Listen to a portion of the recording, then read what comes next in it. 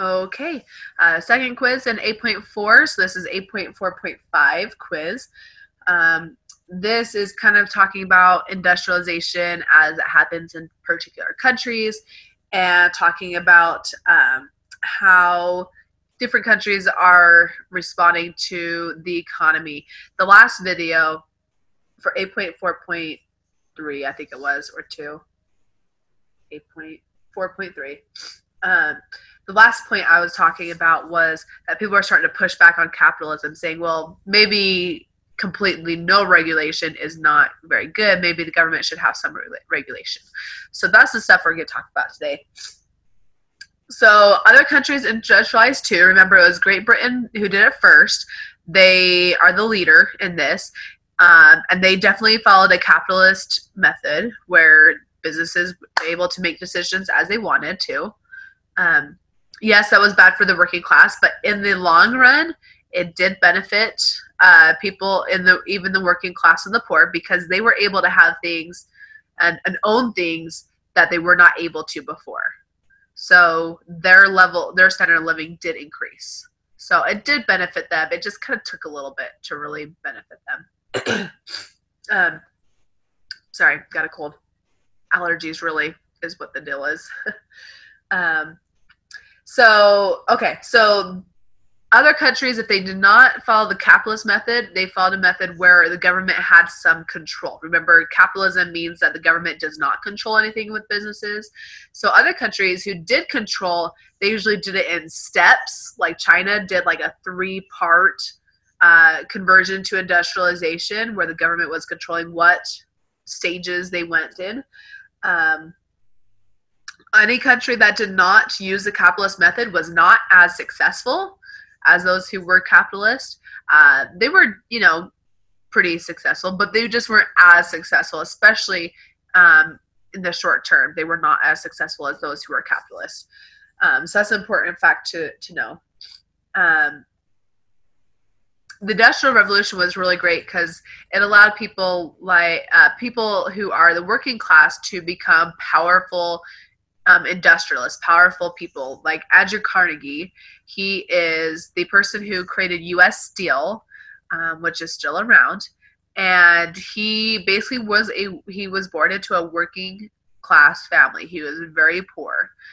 He worked his way up. He did have the benefit of having education behind him. A lot of people don't have the benefit of education, so they were kind of stuck in the working class position. Education literally was a thing that brought people out of the working class. It really was. And that's why today we have free education for kids. They changed rules after the Industrial Revolution came about, saying that kids have to go to school until at least age 10. And that's when the first laws that they had, that kids had to go to school. It had to be free. So it's not just those who are rich go to school.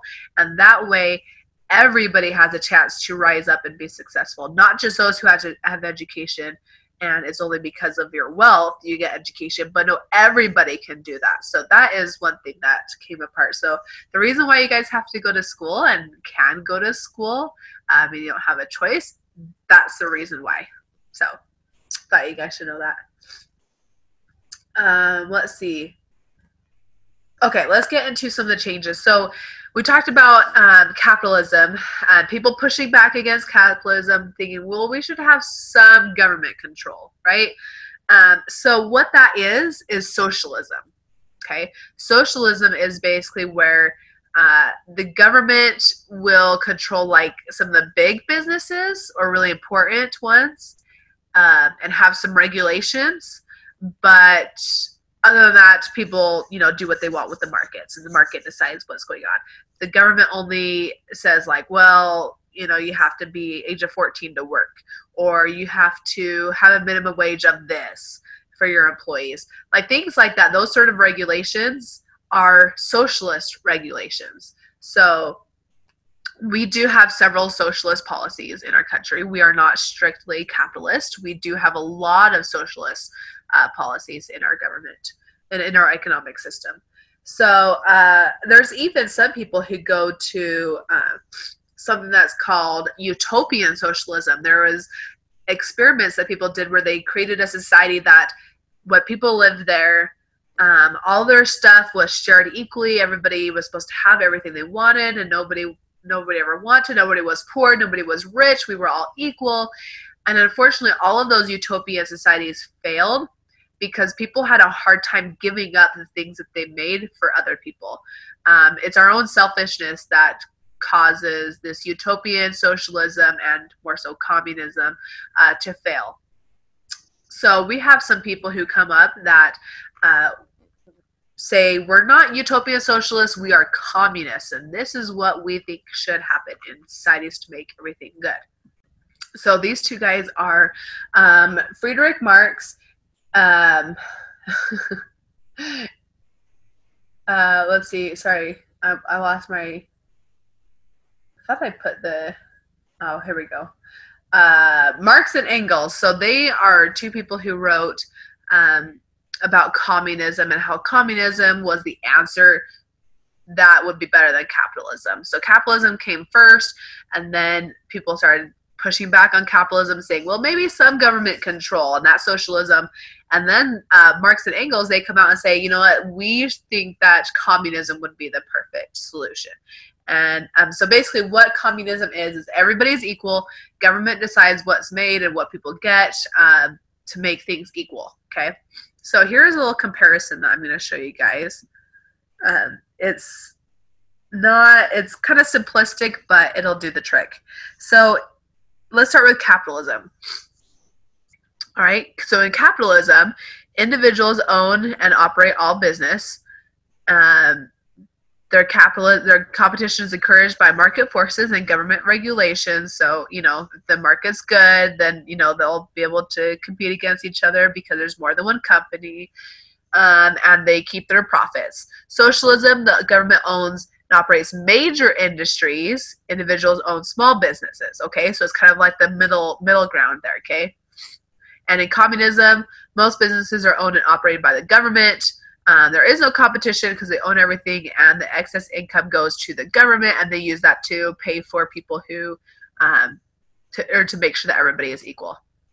Okay, so basically capitalism on this side is, you know, everybody decides things for themselves. They can make their own money. They can do what they want. There's, you know, the government doesn't really do anything, maybe a few government regulations. And then we've got socialism, where it's like the big stuff, the important stuff, government will control to make sure things are fair, but everything else is fair game to you guys. Go play. And then communism on the other side is basically everything is controlled by the government to make sure everybody is equal and fair. So this is basically, we talked about this a couple videos ago. Communism is basically a command society, right? A command economic system. So just wanted to get another reminder in there for you guys. But main point, socialism, communism came about because people saw the bad things that happened in capitalism and said, all right, well, some more regulation or control by the government would solve those issues. And that's when socialism and then communism came into play. Quick points about what some specific countries did with industrialization. The Ottoman Empire, they were still around. They were still around until after World War I, and they disbanded in the 1900s. It's basically where Turkey and Saudi Arabia and Syria are. That's where the Ottoman Empire is. So basically they said, you know, we're better than Europe, so we're not going to get into this socialist or this industrialization crap because we're better than them and we're good. We'll keep making things by hand.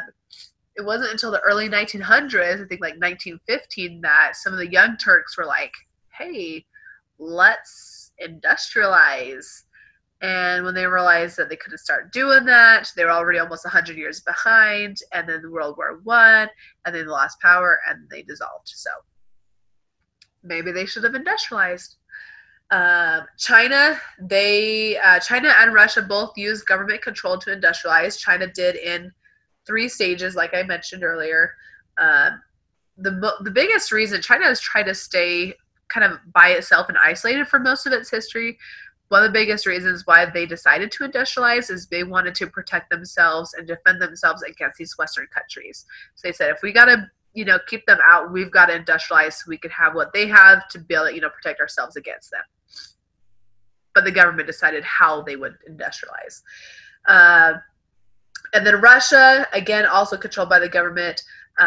When they finally decided to industrialize, and it was shortly after we started, late 1800s for them.